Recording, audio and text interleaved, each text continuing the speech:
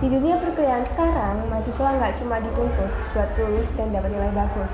Prestasi, keaktifan, dan kemampuan mengatur hidup juga jadi hal yang makin penting. Tapi seringkali bikin mahasiswa ngerasa kewalahan. Nah, di episode kali ini kita bakalan ngobrol tentang bagaimana prestasi punya peran penting dalam kehidupan mahasiswa, sekaligus tantangan untuk terus berkembang tanpa mengorbankan kuliah dan keseimbangan hidup. Karena jadi mahasiswa produktif itu bukan cuma soal sibuk, tapi juga soal tahu cara menempatkan prioritas dengan tepat. So, mari kita bahas di episode 13 meraih prestasi tanpa drama dengan work-life balance di podcast dating Talk It Out, Get It Out.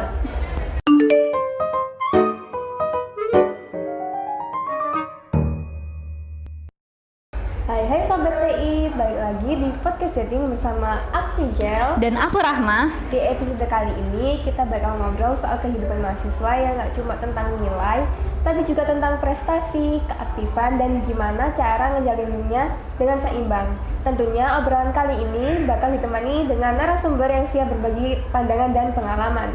Nah, di episode kali ini kita juga nggak sendirian. Kita bakalan ditemani oleh 3 narasumber dari mahasiswa Teknik Industri UPN Veteran Jawa Timur yang siap berbagi cerita dan sudut pandang sebagai sesama mahasiswa.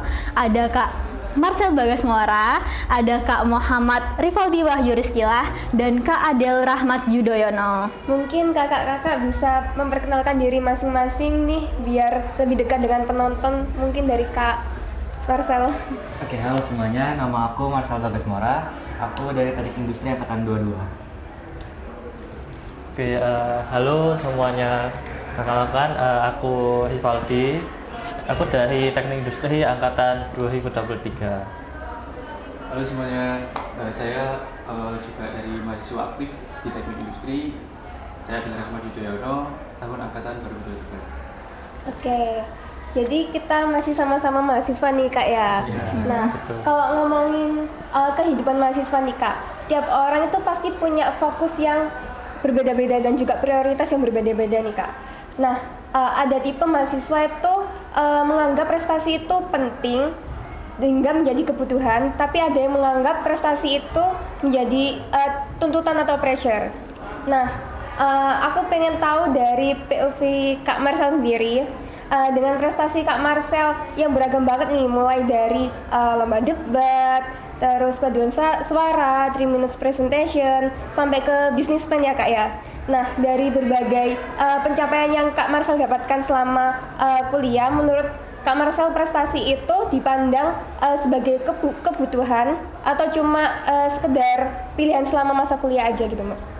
Oke, kalau kita bicara prestasi, sebenarnya prestasi itu ada banyak ya. Jadi kan kita bisa milih mau prestasi kita di mana. Nah, kalau menurut aku sendiri, prestasi itu lebih ke kebutuhan. Karena makanya aku lumayan mengejar prestasi. Karena kalau sekarang ya, kita sekarang kuliah itu dapat pembelajaran itu udah gampang, udah mudah. Jadi kalau sekedar kita berprestasi di kelas, dapat straight A di kelas, itu udah kayak lumrah lah di mata orang-orang. Jadi kita perlu nonjolin nih apa sih yang kelebihan dari diri kita. Nah, dari prestasi tadi, misalnya aku ikut business plan. Dari business plan ini kan aku melakukan suatu problem solving. Dari problem solving itu aku menonjolkan nih bahwasannya aku punya kemampuan dalam problem solving. Aku juga berarti kalau aku udah menyelesaikan masalah, berarti aku memiliki berpikiran secara kritis gitu kan.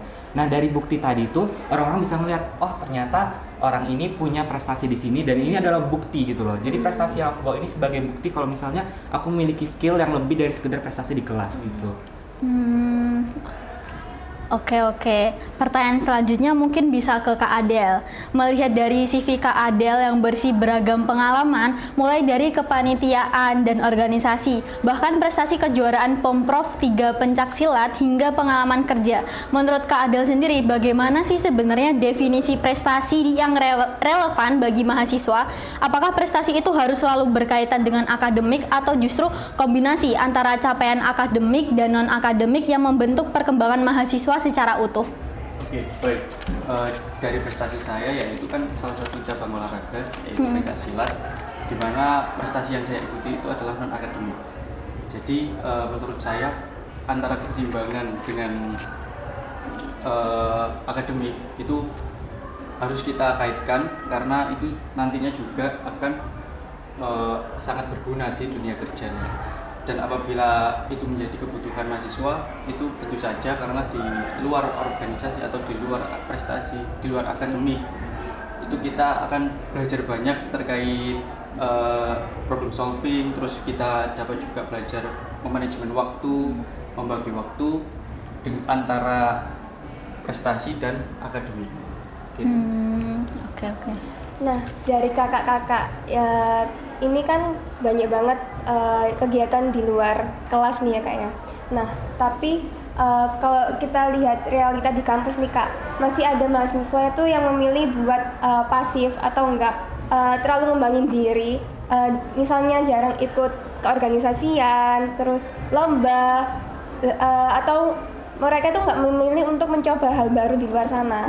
Nah, mungkin dari Kak Rivaldi nih, yang aktif menjadi Ketua Umum Forum Mahasiswa KIPK, dan pernah jadi koordinator KIPK, dan aktif di beberapa kepanitiaannya.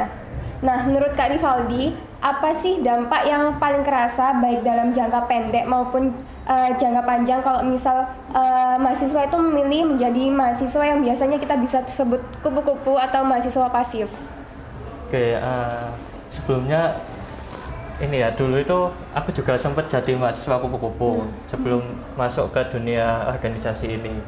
Nah, waktu itu aku lihat nih, kalau misalkan aku tetap jadi mahasiswa kupu-kupu, aku nggak akan berkembang. Nah, oleh karena itu aku nyoba keluar dari zona nyaman. Buat yang pertama itu jadi koordinator angkatan di Fakultas Teknik untuk angkatan 2023. Nah, dari situ udah kerasa dampaknya. Yang pertama, aku jadi bisa mengembangkan skill kepemimpinanku. Terus yang kedua, itu aku bisa manajemen waktu. Karena kan buat menjadi koordinator itu kan tidak hanya kita fokus ke memimpin aja, tapi juga manajemen waktu. Kalau kita nggak bisa manajemen waktu, bakalan kelabakan. Karena kan yang kita pimpin juga banyak. Nah, kemudian ada juga dampak di relasi. Kalau misalkan kita ikut organisasi, itu relasi kita kan jadi nambah nih, jadi banyak. Nggak hanya di prodi aja, tapi juga di lintas prodi, bahkan lintas fakultas. Nah, itu yang selama ini aku rasain dampaknya. Oke, next question nih. Tadi sempat dimention Kak Fijel, Kak Valdi ini sedang menjabat sebagai Ketua Umum di organisasi formasi KIPK, yang pastinya harus memantau tiap rapat program kerja departemen yang pastinya sangat sibuk. Tapi at the same time tetap bisa mempertahankan performa akademik dengan mendapatkan best team di Lapsikom, terus juga mempertahankan IPK yang cukup tinggi. Keren loh, karena aku pribadi nih susah banget buat ngebalancein antara performa akademik dan kegiatan luar. Nah, kira-kira mengapa sih mahasiswa itu seringkali ngerasa susah untuk mencapai keseimbangan antara fokus kegiatan dan prestasi dan mempertahankan performa akademik? Dan mungkin Kak Valdi itu bisa membagi tips and triknya. Oke. Mungkin kebanyakan mahasiswa itu fokus utamanya di bidang akademik ya. Karena itu mereka itu pikirannya gini, aku kuliah itu fokus di akademik aja, nggak fokus di yang lain. Karena tujuan utama kuliah kan ya itu kan di akademiknya. Nah, itu sebenarnya salah kalau menurutku. Karena selain kita di akademik, juga kita harus aktif di non akademik atau organisasi kepanitiaan, itu juga harus aktif juga. Nah, untuk tips and tricks bagaimana menyeimbangkan antara kegiatan kita yang begitu padat dengan prestasi. Itu yang pertama, tentunya itu kita harus menentukan prioritasnya dulu. Nah, kalau misalkan kita udah ketemu nih prioritas kita, itu kita bisa melakukan time management. Nah, setelah time management itu kan ada prioritas ya, prioritas utama, terus bawahnya lagi. Nah, itu kita harus bisa menentukan itu, kita analisis dulu mana sih yang buat kita itu prioritas utama. Kalau misalkan kita udah bisa nih buat itu bakalan jalan enak, nggak keteteran gitu. Emang dulu awal-awal juga sempat keteteran gitu karena kan sibuk banget di organisasi. Selain itu di tugas kuliah juga banyak, ada tugas lab, ada tugas matkul. Nah, dan kemudian aku juga aktif di beberapa lomba. Nah, oleh karena itu aku bagi nih waktunya. Yang pertama itu tentu saja di kuliah, perkuliahan. Setelah itu kalau aku di parlemen dulu, baru di organisasi. Karena kenapa? Di organisasi ini bisa untuk didelegasikan. Nah, jadi nggak harus kita yang turun langsung di kegiatan-kegiatan tersebut, tapi bisa didelegasikan, entah itu melalui wakil saya atau melalui BPH yang lain. Oke teman-teman, itu tips and trick yang bisa kalian terapin kalau semisal kalian tuh masih bingung cara ngeseimbangin akademik dan non-akademik. Nah, tadi kan Kak Rivaldi sudah membagikan tips and trick mempertahankan performa akademik dengan kegiatan non-akademik. Nah, sekarang kalau ngomongin lomba nih Kakak, banyak mahasiswa yang langsung kalau ngomongin lomba itu kayak kebayang capek, ribet, terus kebayang juga dengan pastinya tugas-tugas kuliah yang menumpuk gitu kan. Nah, nggak heran kalau lomba itu sering dianggap beban tambahan selama kuliah. Nah, padahal sebenarnya lomba itu juga bisa jadi pengalaman yang berguna. Nah, aku cukup penasaran sama Kak Marcel sih, yang cukup sering ikut lomba. Gimana sih Kak caranya biar lomba itu nggak dipandang sebagai beban, tapi justru jadi investasi yang memperkaya pengalaman kita selama kuliah? Oke. Sebenarnya kalau misalnya kita lihat sekilas ya, kalau misalnya ikut lomba, kita tahu apa adatnya, kita udah ngerjain. Misalnya kita ada laprap, ada tugas, terus ada lomba lagi, kita tambahin kegiatan kita. Wah, bisa stres, bisa gila. Makanya kalau dari aku sendiri tuh ada semacam prinsip lah istilahnya, yang mungkin teman-teman bisa juga mengulik-nguliknya. Itu aku lakuin angka pertama itu aku menstabilkan dinamika perkuliahan dulu. Karena kalau dari aku sendiri, kalau aku rasa di semester ini aku belum mampu untuk menstabilkan dinamika perkuliahanku karena mungkin banyak ekspektasi kita yang lewat lah dari semuanya. Kan biasanya kita kalau ngerjain laprap, kita lebih ke aku targetku 3 hari selesai kok jadi 4 hari gitu kan. Nah, sering kita gitu kan. Kita juga sering nunda-nunda. Itu wajar kok sebenarnya di kita mahasiswa. Aku juga beberapa kali menunda ngerjain apa gitu. Nah, makanya aku lebih menstabilkan dinamika perkuliahan dulu. Kalau misalnya udah stabil, nah baru aku sisipin tuh kegiatan yang lain, mungkin kepanitiaan, lomba. Nah, mungkin aku lebih ke ngisipin lomba dulu ini ya di sini. Nah, jadi kalau misalnya perkuliahanku udah oke, baru aku masukin lomba. Nah, pas aku udah masukin lomba nih, ternyata lomba itu sedikit mengganggu gitu karena menggeser jadwal-jadwalku yang lain. Nah, di situ aku tentu saja aku ngutamain kuliahnya dulu. Karena lomba itu bisa dicari, pengalaman bisa dicari, tapi kuliah itu bisa lewat begitu aja. Kalau misalnya kita nggak lulus di kuliah, ngapain kita ikut lomba gitu kan. Jadi aku menggeser lombaku sedikit untuk memfokuskan perkuliahan dulu, baru lanjut ikutin lomba. Itu tadi dinamika perkuliahan. Apa ada lagi yang kedua? Yang kedua itu aku lebih arahin ke passion. Mungkin kita lihat passion kita di mana. Kan kalau misalnya aku pernah ikut lomba debat, itu karena aku memang orangnya suka berpikir.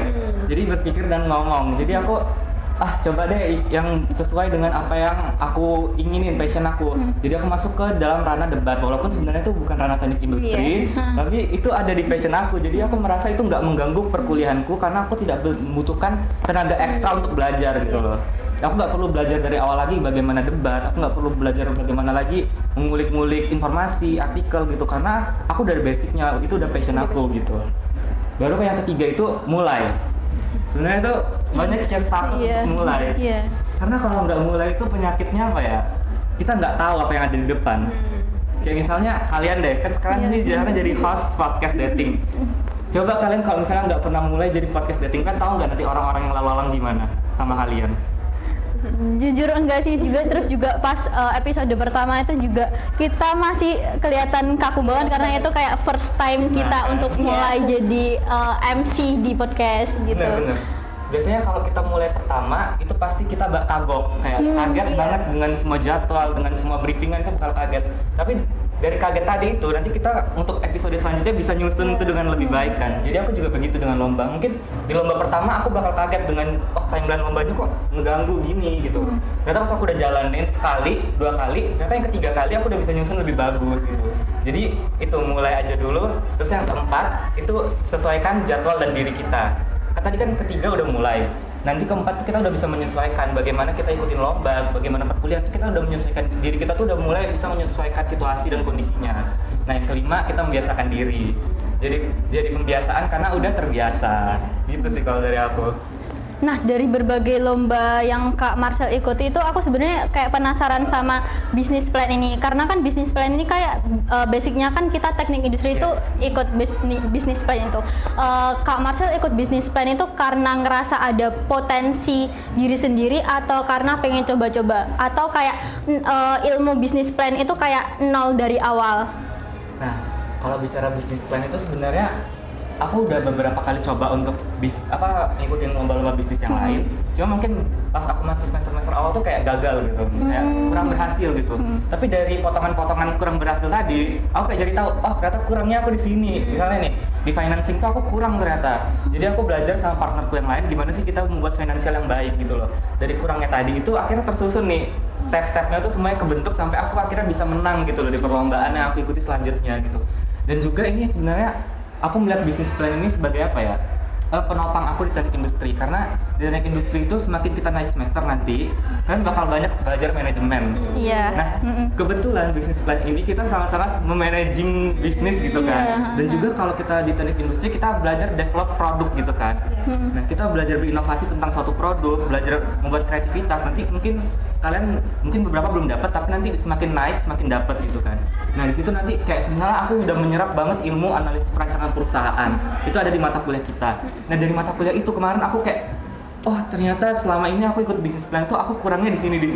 Dari APP itu, matkul APP itu aku tahu ternyata, oh gimana sih bentuk NPV, bentuk ROI semuanya aku jadi tahu. Nah di situ aku belajar, terus aku makanya menyusun bisnis plan sama teman-teman aku.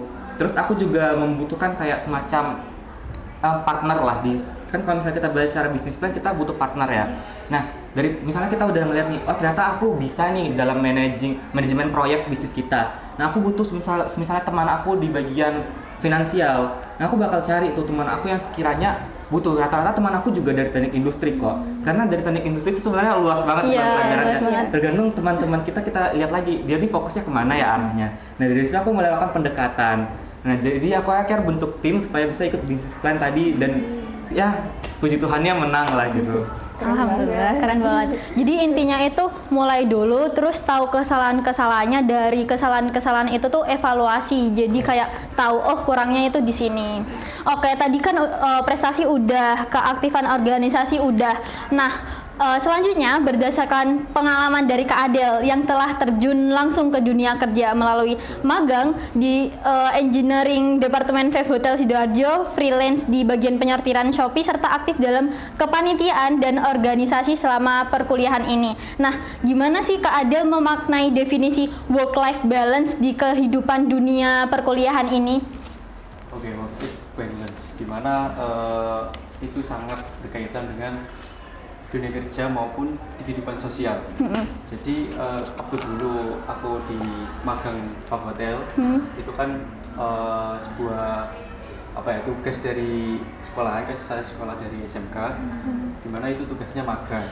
Terus setelah magang saya itu mencoba-coba untuk bekerja di sortir Shopee, dimana untuk memenuhi waktu yang luang untuk menunggu pendaftaran di kuliah ini. Jadi gitu. Terus dimana definisi work-life balance itu kita juga harus balance antara kegiatan-kegiatan di dunia kerja maupun di dunia perkuliahan. Terus di situ kita harus tetap produktif antara manajemen waktu, terus kita juga mendapatkan target yang secara jelas di kedepannya dalam perkuliahan tersebut. Lebihnya seperti itu. Nah, tadi kan Kak Adel udah menjelaskan work-life balance itu sendiri. Nah, dengan kesibukan mahasiswa yang padat nih seperti kita, seperti organisasi, lomba, kegiatan di luar kampus, dan target akademik, kenapa sih work life balance itu jadi hal yang penting bagi mahasiswa? Yang penting itu kita kan tujuan utama di sini kan berkuliah. Iya. Nah, itu harus balance. Kenapa? Karena di antara keduanya juga harus terpenuhi tujuan tersebut dan bisa dicapai dengan baik. Dan kita juga ingin menjadi mahasiswa dengan lulusan yang adaptif, terus tangguh, dan memiliki nilai-nilai yang lebih untuk bisa mencerminkan personal kita di dunia kerjanya nanti. Seperti itu. Wah, Kak Fijal, keren sih. Dari ketiga narasumber kita kali ini, mereka punya kesibukan masing-masing di luar kuliah yang hektik banget, tapi tetap bisa stand out di dunia akademik. Iya, keren banget gak sih Kak? Karena kelihatan banget kalau manajemen waktunya kakak-kakak ini sangat tersusun gitu. Nah, ngomong-ngomong tentang manajemen waktu, mungkin boleh dong di-spill manajemen waktu yang paling efektif yang kalian terapkan dalam kehidupan sehari-hari. Mungkin bisa dari Kak Marcel satu-satu nanti. Oke, kalau bicara manajemen waktu ini agak tricky ya. Iya, benar-benar. Wah, manajemen waktu tuh agak susah.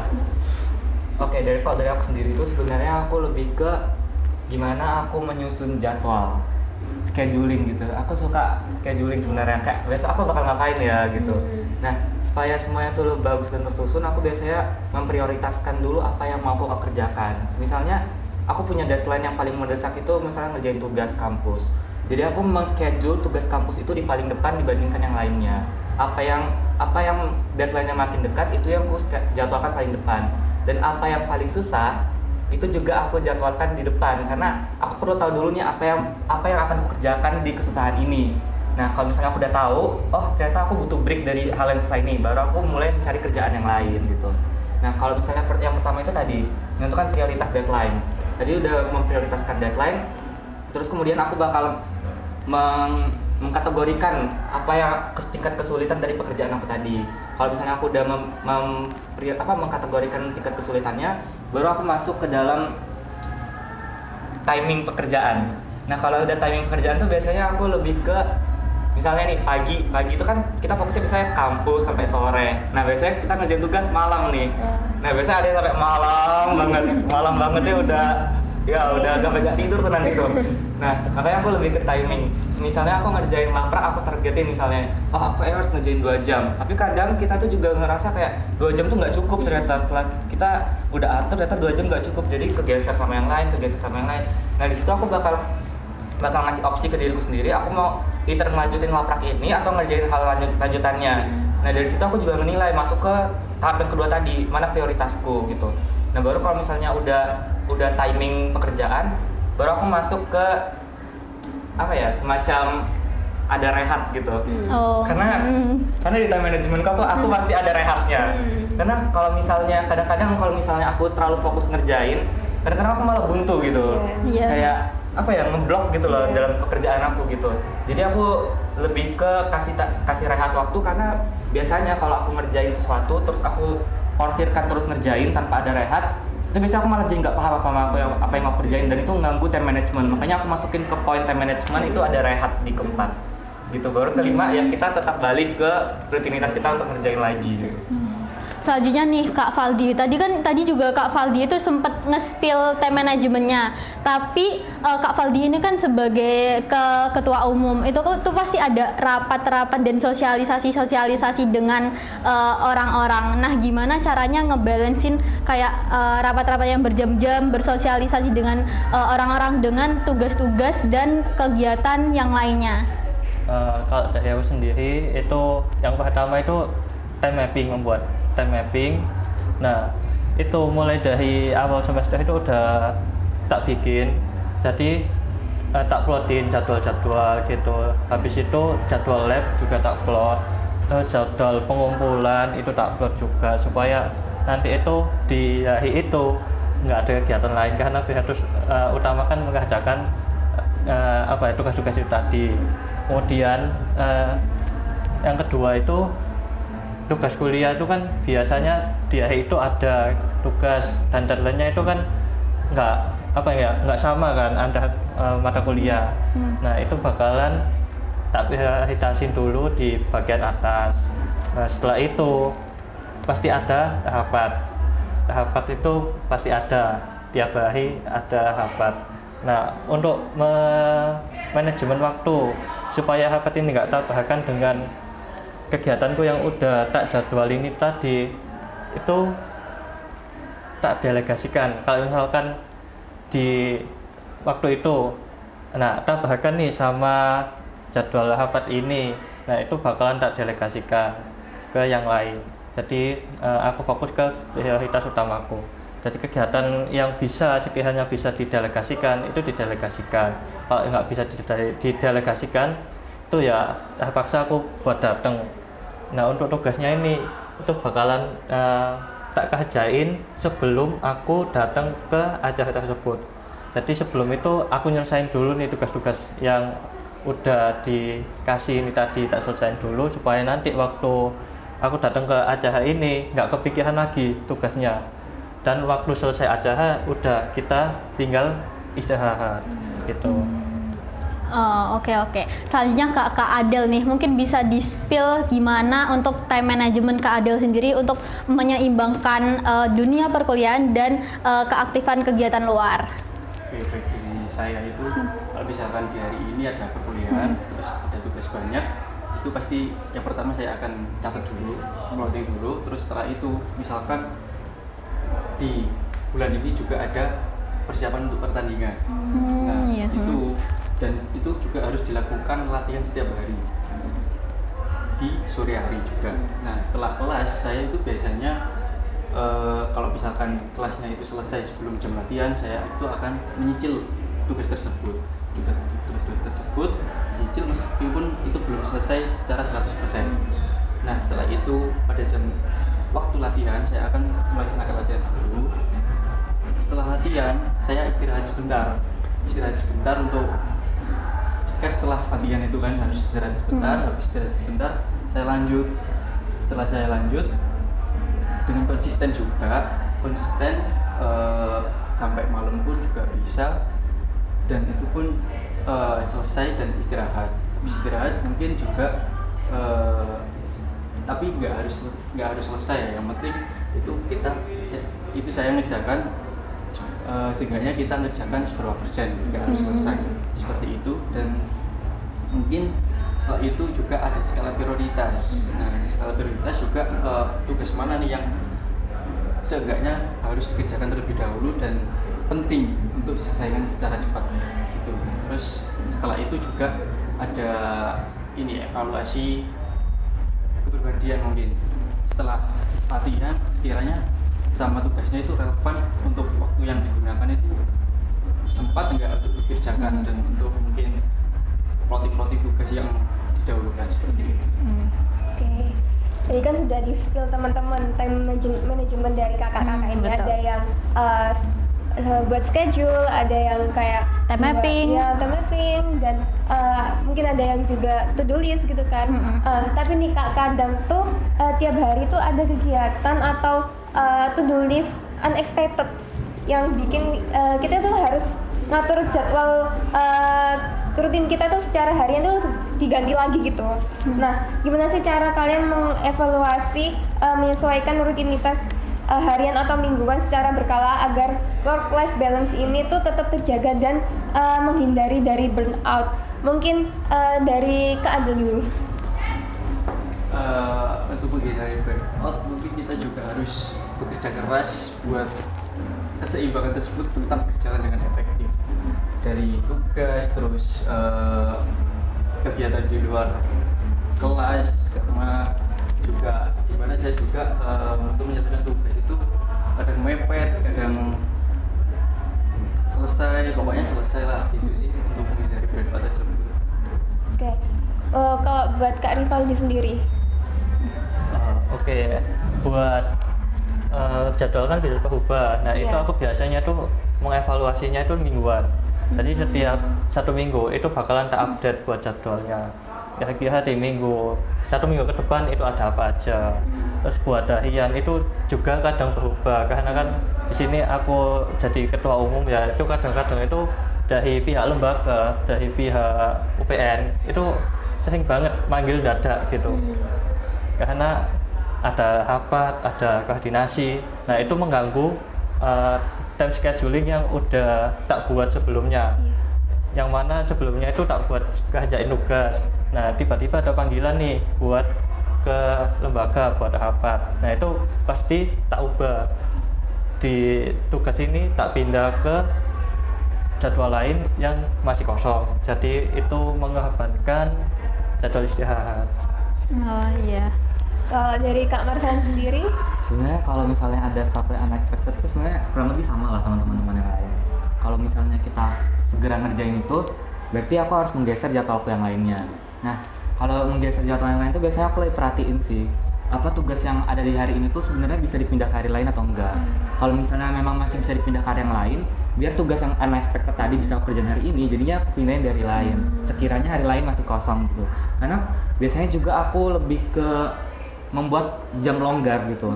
Kalau dari aku sendiri ya, aku biasanya buat jam longgar. Jadi kalau misalnya ada satu yang unexpected, aku bisa ngerjainnya di jam longgar itu tadi. Tapi jam longgar juga jangan ditetapin di jam tidur. Oke. Jam longgar di jam tidur. Nggak tidur nanti. Karena kalau menghindari burnout itu sebenarnya, aku malah mau tanya sih. Menurut kalian kalau misalnya nih kita burnout ya, burnout. Biasanya burnout itu kan karena pressure tinggi, Iya. stres dan lain-lain ya. Nah, biasanya kita tuh lebih ke bilang butuh healing. Iya. Nah, sebenarnya tuh kalian tuh lebih ke menyempatkan untuk healing atau memang membuat waktu untuk healing gitu? Mau dari siapa nih? dari kamu dulu. Gini, kita kan semester ini tuh kayak didar-dar banget karena pertama kali langsung 3 lab dan keteteran banget, dan kita itu sebenarnya itu satu kelas dan juga bisa dibilang itu satu kelompok gitu. Jadi kita sering ngerjain bareng, ya ngerjain tugas bareng, nginep di kafe sampai pagi bareng gitu. Jadi untuk menyempatkan burnout iya kita burnout itu bareng-bareng, stres bareng-bareng. Tapi kita itu gimana ya? Kalau healing mungkin kita nggak healing yang Kayak ke mall gitu, enggak sih. karena untuk perjalanan ke mall atau kayak ke mall terdekat pun itu kayak Nggak butuh waktu. butuh waktu, ya butuh waktu banyak, dan itu tuh sangat mending dibuat kerjain gini daripada buat healing. Jadi untuk healing kita menyempatkan healing secara mendadak itu kita mungkin lebih ke makan enak, beli es krim gitu, atau mungkin kita makan cantik, lebih ke gitu. Walaupun itu tuh cuma di kos doang sambil ngerjain di depan laptop gitu sih. Dari Kak Fijil ada tambahan nggak? Sama sih kita, karena kita bareng-bareng di semester ini. Nah, kalau dari yang aku lihat tuh sebenarnya banyak yang kayak gitu ya. Kalau dari menurut aku sendiri tuh kebanyakan kita tuh sebenarnya kayak lumayan salah berpikir gitu. Iya. Karena aku juga kadang-kadang salah berpikir gitu. Karena kalau kita menyempatkan untuk healing, udah sempat nih, habis sempat stres lagi. Iya. Terus untuk apa? Karena gitu? nggak selesai kan, belum selesai. Jadi sebenarnya kalau misalnya kita burn out terus kita menyempatkan ya, tanda kutipnya menyempatkan, itu sebenarnya menurut aku agak salah. Karena menyempatkan itu berarti kita nggak memprioritaskan kesenangan diri kita untuk istirahat gitu loh. Nah jadi kita tuh memang harus buat waktu istirahat. Nah waktu istirahat itu kita buat, bukan kita sempatkan. Nah kalau misalnya kita buat waktu untuk istirahat, itu kita namanya merefreshing otak. Jadi kalau misalnya otak kita udah refreshing, nanti setelah besoknya kita mau ngerjain, kita udah santai. Karena wah kemarin aku udah lega nih. Karena kalau sempatin waktu 1 jam 2 jam makan es krim misalnya, terus abis 2 jam tiba stres lagi ngerjain laptop.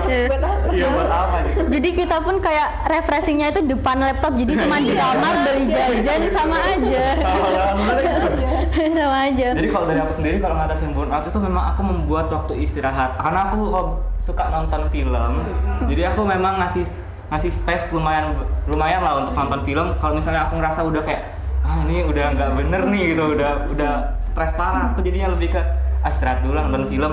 Kalau misalnya aku udah merasa lega dengan tumpukan pressure tadi, baru aku ngelanjut ngerjain tugas aku gitu. Jadi healingnya tuh lebih ke me time daripada healing yang liburan gitu ya? Liburan juga oke. Oke. Tapi selama itu membuat kita lega. Karena kalau kita masih ke pressure selama healing, itu sebenarnya sama aja. Sama aja bohong. Iya, sementara. Sementara. Bener-bener. Wah, keren banget sih Kak Fijel, pembahasan kita kali ini tuh daging banget bersama 3 narasumber dengan latar belakang dan prestasi serta pengalaman yang berbeda-beda. Nah, izinkan aku untuk ngerangkum pembahasan kita. Yang pertama tadi kita ngobrolin soal pentingnya prestasi di dunia perkuliahan, sekaligus dampak-dampak negatif yang bisa muncul kalau semisalnya mahasiswa memilih pasif selama kuliah. Nah, yang kedua, kita juga bahas realita di lapangan. Kenapa sih sering terasa sulit menyeimbangkan antara ikut lomba, ngejar prestasi, dan tetap fokus kuliah, serta gimana caranya ngerubah mindset bahwa lomba itu bukan beban, tapi justru investasi.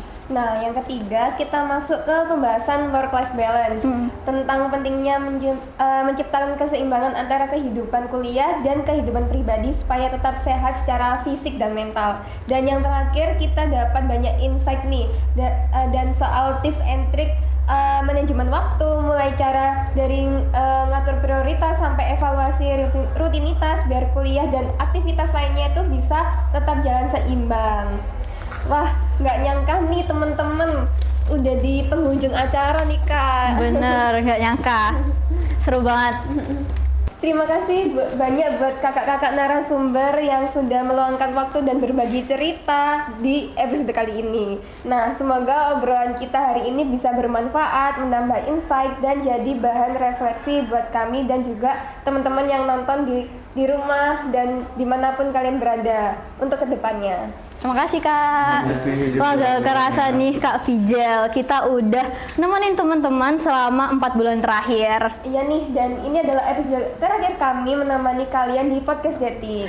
Jangan lupa tetap terus ikutin podcast episode-episode berikutnya. Aku Rahma Triapsari Dan aku Deswijil Angel Stelma. Selamat bertemu di podcast dating episode-episode berikutnya. Podcast dating, talk it out, get it out.